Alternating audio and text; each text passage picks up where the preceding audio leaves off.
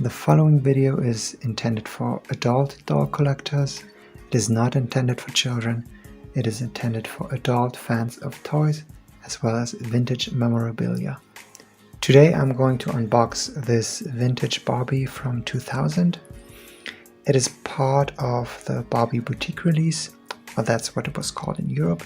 It is a budget line doll. It was actually called Hip to be Square in North America. As you can see, she's got a lot of squares printed onto her dress. And this was labeled as a value pack. I think Mattel just took some leftover stock they had and tagged them together to sell them as a unit. I am a fashion doll collector, but I'm also very much interested in the history of fashion dolls. So that's why I did not want to make just an unboxing video. I also wanted to take this release and put it into context, like where was Barbie at the time and what changes did Barbie go through over the years prior leading up to the release. I also love this sticker, by the way. Anyone who's familiar with Top of the Pops and knows their rebranded logo from the very late 90s knows that it's very similar looking. As you can see, this doll, she has the CEO/Generation Girl face sculpt with a very pretty screening. In 1996-97, Mattel was phasing out the classic superstar face that was part of the Barbie brand for almost 20 years. Market researchers of the time believed it to be cheesy and old-fashioned. They were just looking for something new, looking for something fresh. They were going for a reinvention. But before they conceived the Generation Girl in 98 and released it in 99, they experimented with the Mackie face sculpt in 96-97. A lot of the Playline releases at that time had it, and it was a mixed bag. I personally believe that some dolls looked great. The Beyond Pink Barbie is beautiful. She has big, bright, glossy lips. It just works on her. On others, not so much. Even the logo was part of the rebrand in the late 90s. They just changed it. They switched it up. So I personally believe that they were successful in achieving that goal. Now, if you flip the box and look at the back side of the Fashion Avenue fashion pack, you can see what I was talking about. I think the brunette girl at the top row, if my camera focuses, she has the superstar face, but the other girls, I'm not sure. Are these skippers? I'm not sure. But the others, yeah, this one is a Mackie sculpt. And at the top, just looked old-fashioned and just didn't look appealing. They all had these big foreheads. This one, oof. Yeah. I mean, Ken looks more modern than the Barbies themselves, and that's something to worry about. These pictures are also very cute. Bring Barbie along when you and your friends go shopping. What will you find? Massive overconsumption. That's what you're going to find. Now this pack came out in 2000. And I love this part of the doll box. Like these little display windows here. You can just take a glimpse, a little peek at the doll herself. Let's move on to the fashions. These pants are classically Y2K. I think Yasmin from Bratz wears similar pants in her classic, iconic Series 1 look. I actually have these pants with me here. You can see that this was just the look at the time, like this boho trim at the bottom. Yeah. A lot of girls were wearing this, and the designers at Mattel and MGA, they were looking for inspiration inside of fashion magazines, runways.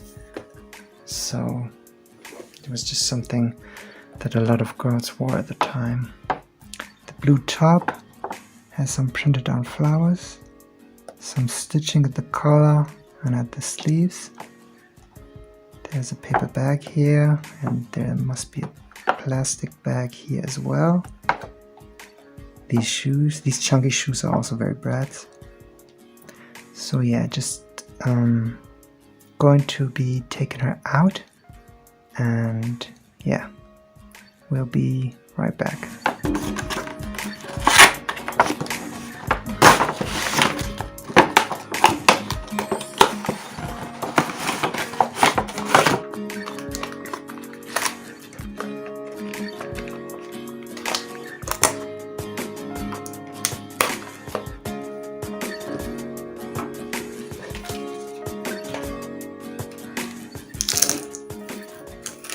So I'm back, and I'm not going to take a deep dive, like, you know that she's got the twist and turn body, you know that she's got the bend and snap knees, you know that she's got the basic 5 points of articulation on all that jazz. So I'm just going to be taking a look at all the things that I personally noticed.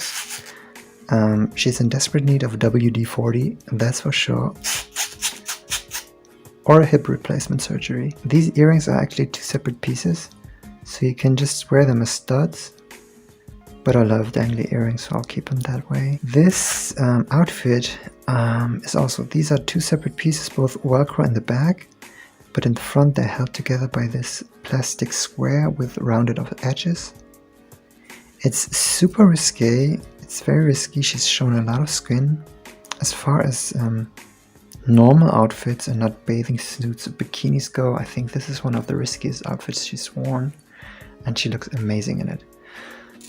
I love these little pink boots with high heels, and overall it's a look, it's very mod, like it's a new Y2K interpretation of mod, and it's a combination of 60s and 2000s Barbie, and it works.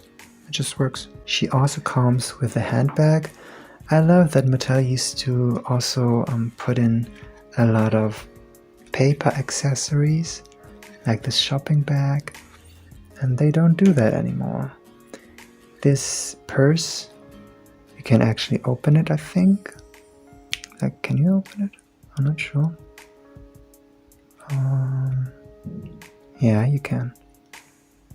And you can put in a little cell phone, a flip phone. Now this outfit, one thing that I noticed when I turned it around is that it's super grimy, like there's a stain here. I don't know if you can see it, I don't know if my camera picks it up, but you can see these stains here, and this was packaged and not taken out, so I'm not sure how this happens, but I suppose it's been packaged for the past 21 years, so of course it's not going to be in the most pristine condition. I'm now going to be changing our outfit to see whether or not I like this look or this look better, but I personally know already that I'm going to prefer this look. But yeah, I'll be back in a moment.